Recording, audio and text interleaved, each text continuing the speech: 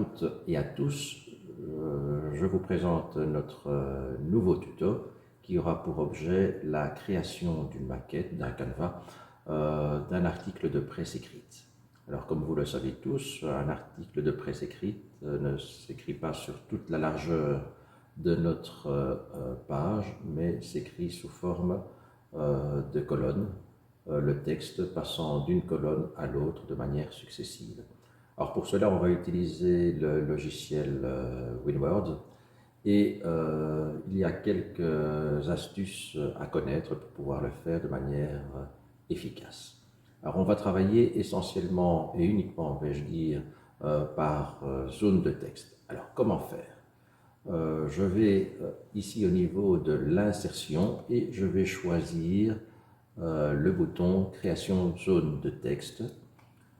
Peu importe le modèle que je vais utiliser, je vais prendre la zone de texte simple et je vais placer ma zone de texte et même élargir celle-ci de sorte à couvrir une zone suffisamment conséquente pour pouvoir y inscrire le titre de mon article.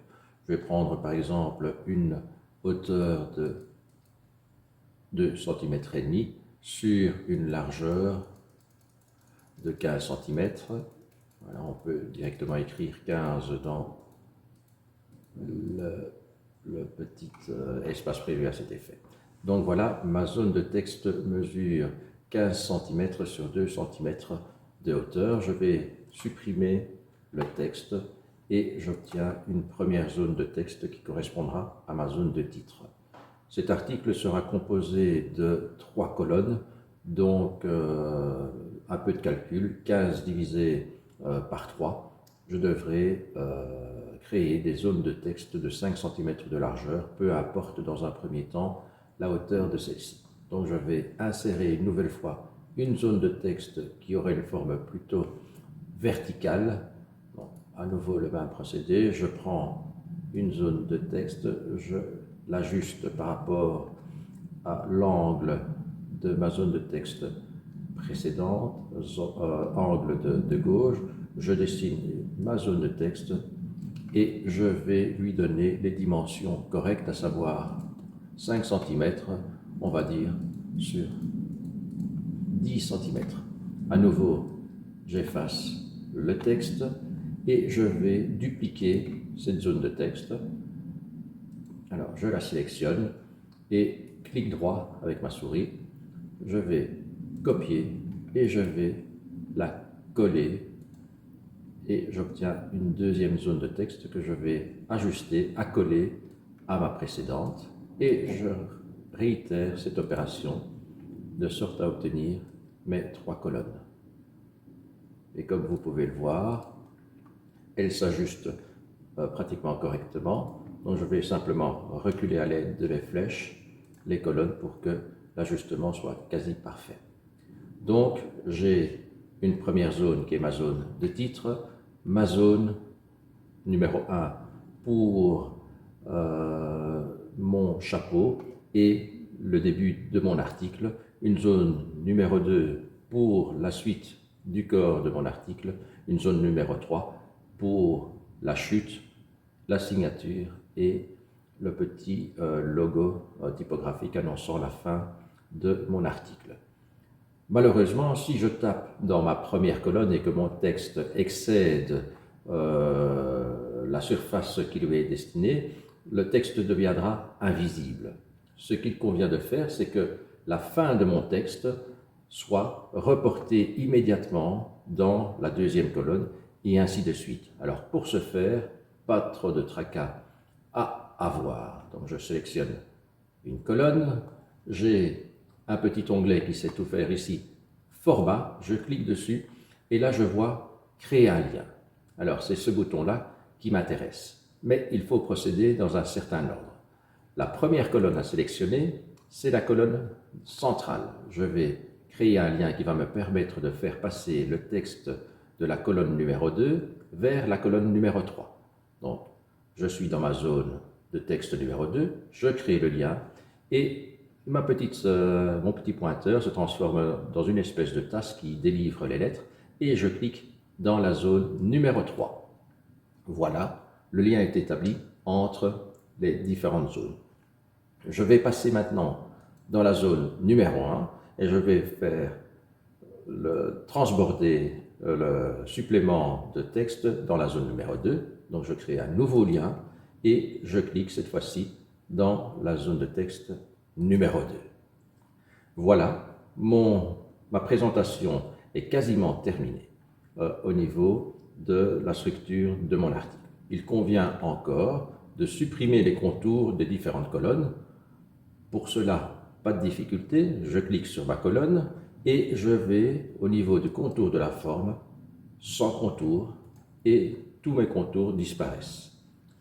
Je duplique cette procédure aux autres colonnes et voilà ce que ça donne.